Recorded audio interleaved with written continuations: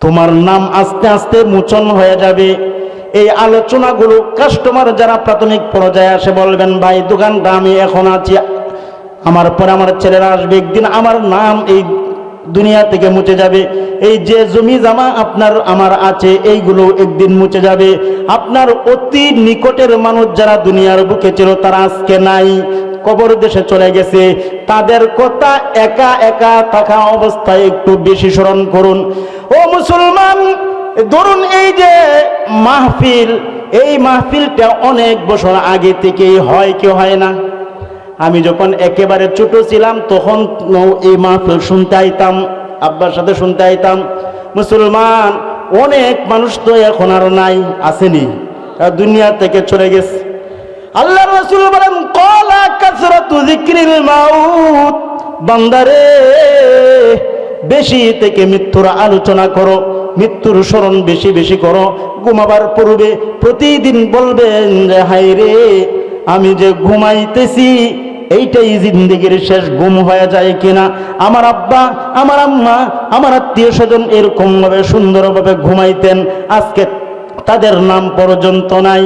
এরকম অবস্থা একদিন হবে কি হবে না? আজকে আপনি যে বাড়িতে থাকতেছেন 100 বছর পরে এই বাড়ির মালিকানা আরেকজন আসবে। আল্লাহ যদি আপনাকে জীবিত করেন 200 বছর পর, কয়শো বছর? 200 বছর পর জীবিত করে দেন, আপনি আপনার বাড়িতে যান, দাবি যদি করে বসেন এই বাড়িটা আমার, 200 বছর পরে আপনার বংশের যারা আসবে তারা আপনাকে মেনে নিবে? বলবে তুমি পাগল, কোন জায়গা থেকে তুমি আসলা, বের হয়ে যাও, বের হয়ে যাও, এই বাড়ি আমাদের, আমাদের বাপ দাদাদের, তুমি কোথা থেকে আসলা? এরকম ঘটনা ঘটেছে। আপনারা একটা কোরআনের একটা ঘটনা এরকম শোনাই দেখেন। উযাইর নাম শুনেছেন? আল্লাহর পয়গম্বর জলিলুল কদর পয়গম্বর হযরত উযাইর আলাইহিস সালাতু ওয়াস সালাম খুব বড় মাপের একজন আল্লাহর পয়গম্বর। তিনি বাইতুল মুকাদ্দাস এলাকার নবী ছিলেন। বর্তমান যে ফিলিস্তিন ইসরায়েলরা নির্যাতন করছে, ওই বাইতুল মুকাদ্দাস এলাকার নবী, ফিলিস্তিনের নবী ছিলেন উযাইর পয়গম্বর। এই উযাইর পয়গম্বরের আমলে একজন বিরাট বড় জালেম বাদশা ছিল, নাম বুখতেনসর। এই বুখতেনসর মুসলমান যেখানেই পাইতো সেখানেই মুসলমানদেরকে হত্যার নির্যাতন করত। এক পর্যায়ে এই বুখতেনসর 70,000 বনি ইসরাইল মুসলমানদেরকে হত্যা করল। বিরাট বড় একটা দেয়াল দিয়া বাউন্ডারি করে এটার ভিতরে মুসলমানদের লাশগুলো ফেলে রাখলো। হুজুরে পয়গম্বর রাস্তা দিয়ে হেঁটে যাচ্ছেন, সফরে বের হলেন একটা গাধার উপর সওয়ার হইয়া। তারপরে সফর করতে করতে এই বাউন্ডারির পাশে গেলেন। তখন উযাইর পয়গম্বরের মনের মধ্যে আসলো, বিশাল বড় বাউন্ডারি, এই বাউন্ডারির ভিতরে কি আছে একটু দেখি। যখন এই তাকাইলেন, তাকায়া দেখলেন হাজার হাজার মানুষের কঙ্কাল পড়ে আছে, হাড্ডিগুলো আলাদা হয়ে গিয়েছে, মাথাটা আলাদা হয়ে গিয়েছে, পাগুলো হাতগুলো সবগুলো আলাদা হাড্ডি অবস্থায় পড়ে আছে। উযাইর পয়গম্বর সাথে সাথে এগুলো দেখার পর ওনার মাথার মধ্যে চলে আসলো, আন্না ইউহয়ী হাযিহিল্লাহু বা'দা মাউতিহা। ও আল্লাহ, এই যে হাজার হাজার লাখ লাখ মানুষ এখানে পড়ে আছে, এইগুলো তুমি আবার কাল কিয়ামত দিবসে কিভাবে জীবিত করবা, কিভাবে উঠাইবা? আল্লাহর পয়গম্বরের মনে এই কথাটা আসলো। আসার সঙ্গে সঙ্গে আল্লাহ পাকের এই কথাটা পছন্দ হলো না। ও ইমানদার, বলো তো মহান আল্লাহ রব্বুল আলামিন তোমাকে আমাকে সবাইকে উঠাতে পারেন কি পারেন না কিয়ামত দিবসে? সবাইকে উঠাবেন, সশরীরে উঠাবেন, রূহানি ভাবে নয়।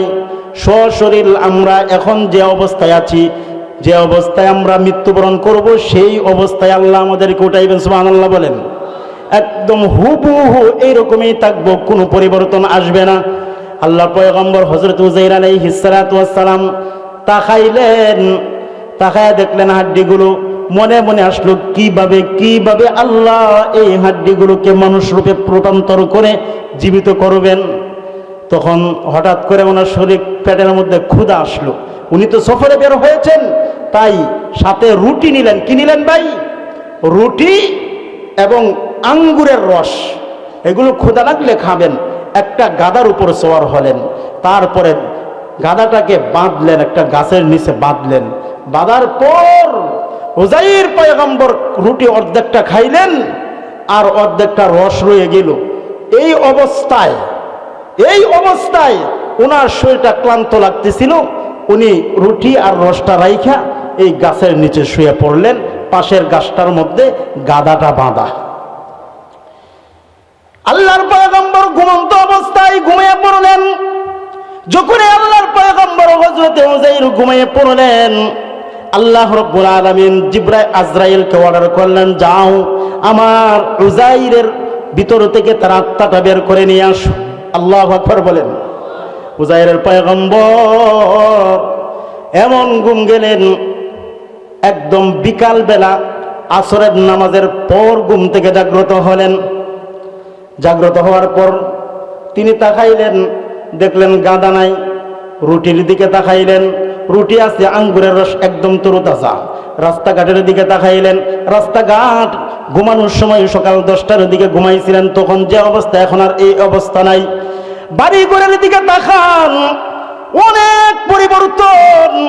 পয়গম্বর উজাইর আলাইহিস সালাতু ওয়াস সালাম আশ্চর্য হয়ে গেলেন, ব্যাপার কি আমার গাদা কই?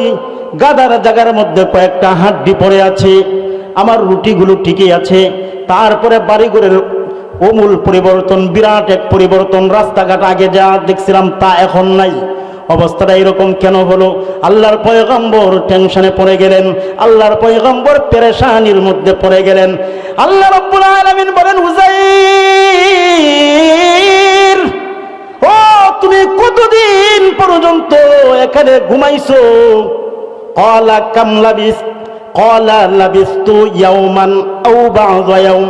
আল্লাহর পয়গম্বর বলেন, লাবিস্তু ইয়াওমান, এখানে একদিন বা একদিনের চেয়ে আরো কম সময় ঘুমাইলাম। আল্লাহর পয়গম্বর বলেন, ফানজুর ইলা তুআমিকা ওয়া শারাবিকা লাম ইয়াতাসান্না। উজাইর গো, তোমার রুটি এবং তোমার রুটির এই যে আঙ্গুরের রসের দিকে তাকাও, লাম ইয়াতাসান্না, এটা পরিবর্তন হয় নাই। ওয়ানজুর ইলাল হিমার, ওই তোমার গাদার দিকে তাকাও, গাদার হাড্ডি ছাড়া কিচ্ছু নাই, হাড্ডিগুলো মাটি গায়ে ফেলতেছে। উজাইর পয়গম্বর তো আরো আশ্চর্য হলেন, কি ব্যাপার ওগো মালিক আল্লাহ, আমি তো কিছুই বুঝতে পারতেছি না। আল্লাহর পয়গম্বর কে আল্লাহ রাব্বুল আলামিন জানায়া দিলেন, বাল্লা বিস্তা মিয়াতা আম। আল্লাহর পয়গম্বর উজাইর, বাল্লা বিস্তা মিয়াতা আম, বরঞ্চ তুমি এখানে 100 বছর পর্যন্ত অবস্থান করেছো। আল্লাহু আকবার। কয় বছর?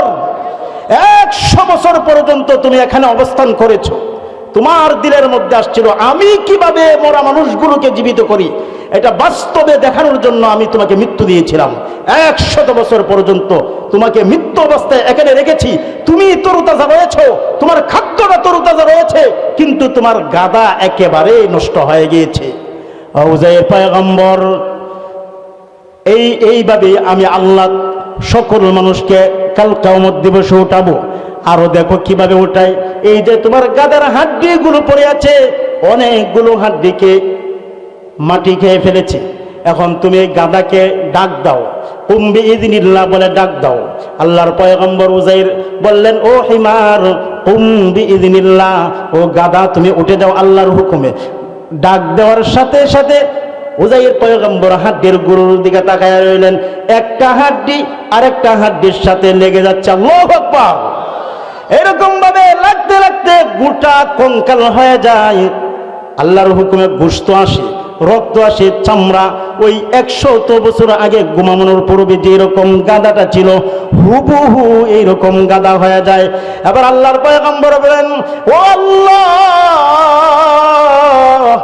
100 বছর মাঝখানে চলে গেল গো, আমি এখন কি বাড়ির দিকে যাইতে পারি? আল্লাহর পয়গম্বর বাড়ির দিকে গাদার উপর সওয়ার হইয়া রওনা দিলেন, কিন্তু বাড়িটা ছিল বেশ 70 মাইল দূরে বাড়ি। 70 মাইল পর্যন্ত যাইতে কমপক্ষে 2 দিন সময় লাগে।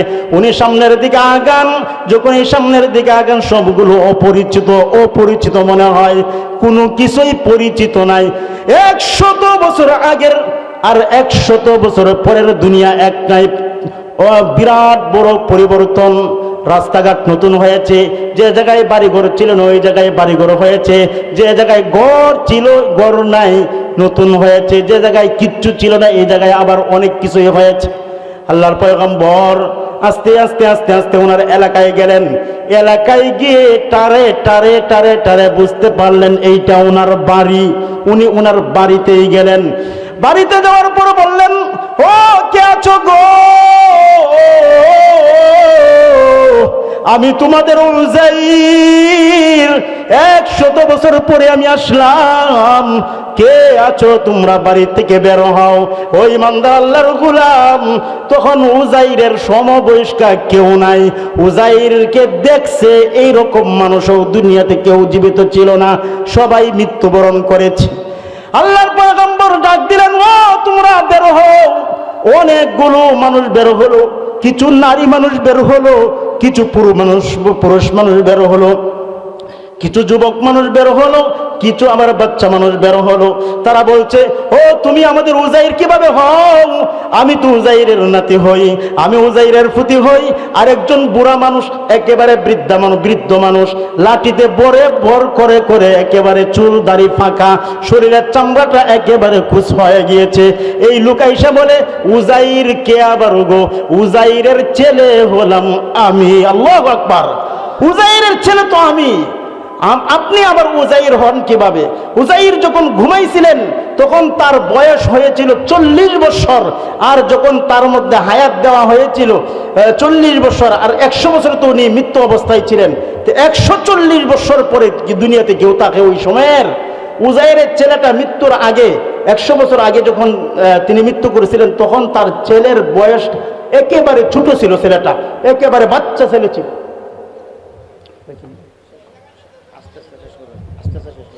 ও ইমানদার আল্লাহর গোলাম উযাইর পয়গম্বর কে ওই বৃদ্ধ মানুষটা বলছে, ও পয়গম্বর, ও উযাইর, তুমি কিভাবে উযাইর হও? তুমি তো একদম যুবক, 40 বছরের মানুষটা বৃদ্ধ হয় না।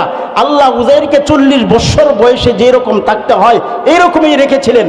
উযাইর তুমি তো আল্লাহর পয়গম্বর না, তুমি আমাদের উযাইর হও কিভাবে? আমার বাবা 100 বছর আগে মারা গিয়েছে, আমার দাদা মারা গিয়েছে, আমার নানা মারা গিয়েছে, তুমি কে উযাইর আনতাছ? আল্লাহর পয়গম্বর উযাইর বারংবার বলছেন, আল্লাহ আমাকে হায়াত দিয়েছেন, ও তোমরা দয়া করে আমাকে মেনে নাও, আমি হলাম উযাইর। কিন্তু এলাকার কেউ মেনে নেয় না, বাড়ি ঘরের কেউ মেনে নেয় না, সন্তানটা পর্যন্ত মেনে নেয় না। না তুমি আমাদের বাড়ি দখল করতে আসছো, তোমাকে এই বাড়ি থেকে দ্রুত বের হয়ে যাও। এবার আল্লাহর পয়গম্বর বলেন, আল্লাহ মৃত্যু দিলা তো দিছিলা ভালোই ছিল, আবার কেন হায়াত দিয়ে বাড়ির মধ্যে পাঠাইয়া দিলা? ওগো আল্লাহ, আমার নিজের সন্তান আমাকে চিনে না, আমার নাতিপুতি আমাকে চিনে না, আমি বলে এই বাড়ির মালিক নয়, আমাকে বের করে দিচ্ছে। আল্লাহ রাব্বুল আলামিনের পক্ষ থেকে আওয়াজ আসলো, পয়গম্বর উযাইর আর দেরি করো না, এই এলাকাতে তুমি ঘুরে ঘুরে দেখো একজন বৃদ্ধা মহিলা আছে, ওই বৃদ্ধা মহিলার কাছে যাও, এই মহিলা তোমারকে চিনবে, তোমার সমবয়স্কা, ওই মহিলাটার কাছে যাও, সে যখন বলবে তখন সবাই বিশ্বাস করে নিবে। ইমানদার আল্লাহর গোলাম ওই উযাইর আল্লাহর পয়গম্বর ওই জায়গায় চলে গেলেন। মহিলা 3টা শর্ত দিল, তুমি যদি 3টা কাজ করতে পারো তাহলে মনে করব তুমি হলো আল্লাহর পয়গম্বর উযাইর।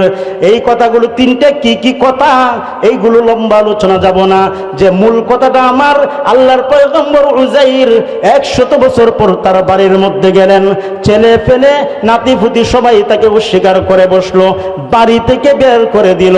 ও মুসলমান, যে বাড়ির মধ্যে তুমি থাকো গো, এই বাড়িটাতে যদি তুমি 200 বছর পরে আল্লাহ হায়াত দেন তখন ওই বাড়ির মধ্যে আসো, তারপরে তুমি দাবি করে এই বাড়িটা আমার, তাহলে তোমার যে নাতিপুতি পরবর্তী প্রজন্ম তোমাকে জায়গা দিবে নি, কোনো সময় জায়গা দিবে না। তাই এই দুনিয়া আপন নয়, দুনিয়া হলো পর, দুনিয়া আপন নয়, দুনিয়া পর, আসল ঠিকানা হলো আমাদের আখিরাত।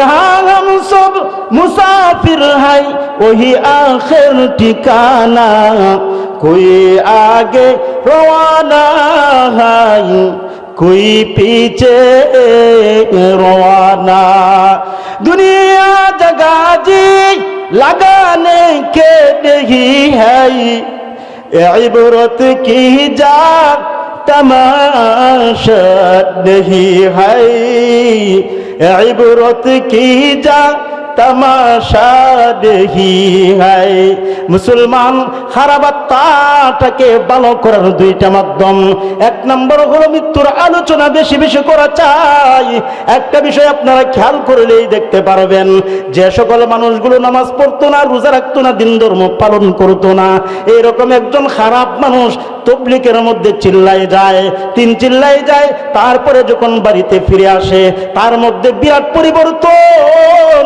সে আগে নামাজ পড়তো না এখন নামাজ পড়ে আজের দাড়ি রাখতো না সুন্নতি লেবাস পড়তো না এখন সবগুলো পালন করে কিসের জন্য তার মধ্যে বড় আসরটা হলো সে প্রতিদিন মানুষদেরকে মৃত্যুর কথা আলোচনা করতো মানুষদেরকে মৃত্যুর কথা বলতো ভাই আমরা দুনিয়াতে একদিন ছিলাম না এখন আছে আবার দুনিয়াতে থাকবো না দুনিয়া থাকার জায়গা না এই কথাটা সকাল বিকাল 24 ঘন্টা সে এরকম দাওয়াতটা দিত সুতরাং মৃত্যুর আলোচনা বেশি বেশি করলে পরিবর্তন হয় কি হয় না বাস্তবে দেখেন তবলিগওয়ালাদের দিকে তাকান তাই আমার অনুরোধ থাকবে আমরা সবাই কমপক্ষে দৈনিক কিছু না কিছু সময় যেন মৃত্যুর আলোচনা করি এবং রাত্র ঘুমাবার পূর্বে অবশ্যই মৃত্যুর কথা স্মরণ করি আল্লাহর রাসূল বলেন কালো আত্মাটাকে ভালো করবার জন্য দুইটা কাজ এক নম্বর হলো মৃত্যুর স্মরণ মৃত্যুর আলোচনা করবা দ্বিতীয় নম্বর ওয়াতিলাওয়াতিল কোরআন উম্মত বেশি থেকে বেশি কোরআনুল কারীম তিলাওয়াত করবা আল্লাহু আকবার দুই কাজ কয় কাজ এক নাম্বার কি মৃত্যুর স্মরণ বেশি বেশি করব দুই নম্বর কোরআনুল কারীম তিলাওয়াত করব বিস্তারিত আলোচনা ছিল আল্লাহ পাক রব্বুল আলামিন আমাদেরকে এই সংক্ষিপ্ত আলোচনার উপর আমল করার তৌফিক দান করুন ওয়া আখিরু দাওয়ানা আলহামদুলিল্লাহি রাব্বিল আলামিন আসসালামু আলাইকুম ওয়া রাহমাতুল্লাহি ওয়া বারাকাতুহু